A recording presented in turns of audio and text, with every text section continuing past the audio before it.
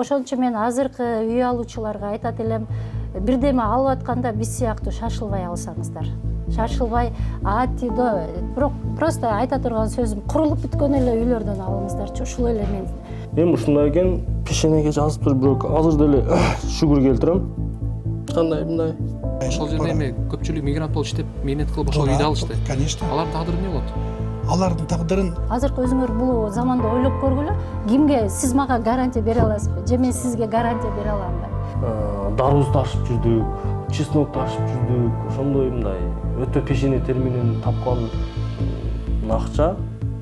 Башында келишим түзгөндө ошол компания менен. Кандай келишим түзгөн? эксперт строй менен келишим түзгөнбүз. Кандай келишим конкрет? Баягы сизге кандай доля? 3 жылда доляны Сен пока что жашай бер дейт. Анан могул иштер бүткөндөн кийин мен сени чыгарып коем квартираңан деп атпайбы? бирок мен бир элди алдаган жокмун. Например, бир кишиге саткан жокмун. Бир кишинин алдап бир квартирасын алган жокмун. Сага чындык жалган мага чындык болуп калат да, мындайча айтканда. Пешене өтө